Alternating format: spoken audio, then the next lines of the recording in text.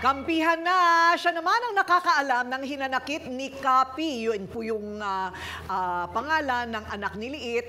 At ito naman po ang kanyang bersyon. Okay, yung hinanakit nung bata mismo. Mary, humarap ka na. Ba't kinabi mo ano? Nanay, wala kang kwentang nanay! Bakit, Mary? Alam mo ba sinasabi sa akin na anak mo?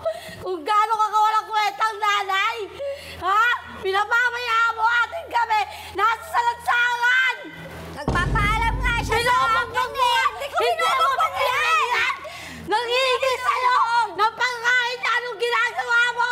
Hindi ko Pinapabayaan mo! Pinalalayas mo!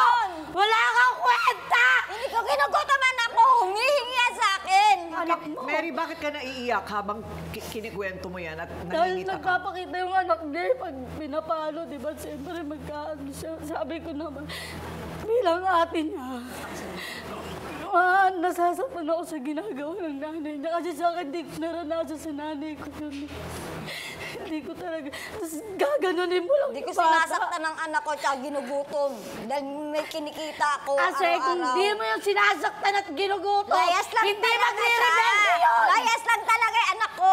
So talagang, Mary, may malasakit ka kay Kapi, no? Siguro minahal na rin ng mga anak mo yung bata. Kasi 4 na buwan sa inyo. Opo, alam niya yun. Nagsasabi niya. Nagsasabi ako dyan. Nagsasabi ako sa'yo. Huwag kang sinungaling. Ba't umuwi rin naman sa akin yung anak ko ah? Siyempre, inaano ni Mama, magpakita ka sa magulang mo. Buti nga sa gaganon pa ng nanay ko, kahit wala kang kwentang inay. Araw-araw din umuwi sa akin yung anak ko. Gabi lang talaga, hindi siya umuwi sa akin. Hindi ko naman alam na sa inyo pala tumutuloy yun. Alam mo. Chinachat ko ang Alam anak mo. ko. Ano ang napagmamasdan mo kay Kapi? Ano siya, Mami, kaya nagaganon, Ma'am. Kasi yung parang na, ano siya, yung nag-rebelde siya. Siyempre, yung nanay niya, ganon, pag-iinom, papaluin siya. Ganun sinasabi niya sa akin, Mami. Pag-iinom si Mama, papaluin lang ako, palalayasin pa ako, di pa ako papakainin. Tama ba yun, Ma'am? Hindi totoo yun. So nakikita mo siya, may mga latay na siya, may mga latay Hindi na naman, napalo. ewan ko kung talaga si nanay niya, siyempre, napapabarkada rin siya eh. Ano rin, siyempre. Pero sabi niya, minsan daw naanoan siya ng mama niya, nalalatayan pag pinapalo nga. Kasi mas pinipili ng nanay niya yung kinakasama nito na hindi naman talaga tatay noon. Mahiyaw. So yun ang mga inirereklamo ni Kapi, yung napapagalitan siya parate at saka pinapalo, gano'n. Lasing daw po yung mama niya. Bakit ayaw niya manati? Magtataka ka, di ba, Brother June? Bakit ayaw ni Kapi sa bahay? Ang tao, mapananatili mo sa isang lugar pag masaya siya doon. Pag wala siyang nararamdaman na pagmamahal doon sa bahay niya, lalayas yan, pupunta yan sa labas ng bahay, makikipaglaro sa mga kalaro niya, no? Gusto kong paniwalaan, mahal mo yung anak mo, no? Pero may kasabihan ng matatanda. Pakita mo sa akin ng bunga, sasabihin ko sa iyo kung anong puno. Now, kumbinsihin mo ako lang, huwag yung dalawang kasama ko.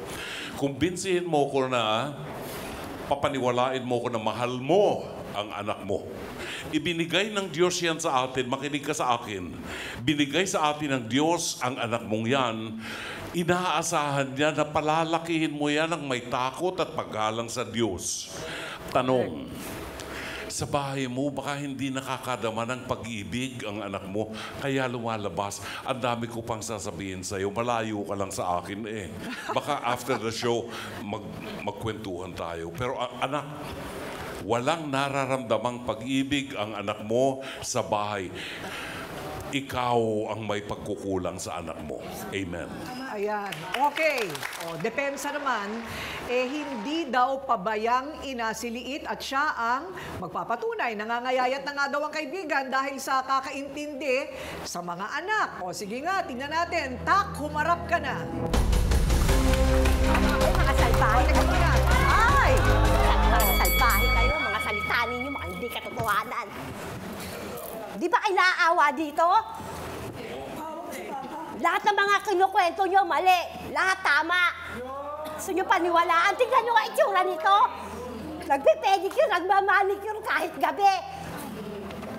Tapos kumapanghusga kayo sa kanya. Ganyan na lang. Huwag niyo siyang husgahan. Huwag niyo siyang tignan yung mga nanay rin tayo lahat. Hindi kayo naaawa sa kanya. Nakikita niyo lang yung maling pagkakamali niya, isang pagkakamali niya. Pero hindi niyo nakita yung mga ginawa niya rin sa inyo dati. Ano naman ang mga ginawa niya? Ma'am, kasi ito, yung nito, 3 taon ko na po siyang kaibigan, nagmamanicure, pedicure to. Mabuhay lang yung 2 anak niya. Tapos nakisama siya dun sa ka-live-in partner niya, ma'am. Tapos ganyan, napunta sa kanila yung anak. Tapos ayan, hindi ko alam na nag-away-away na sila. So bakit ka apektado? Kasi kaibigan mo siya. Yes, ma'am, kaibigan ko siya.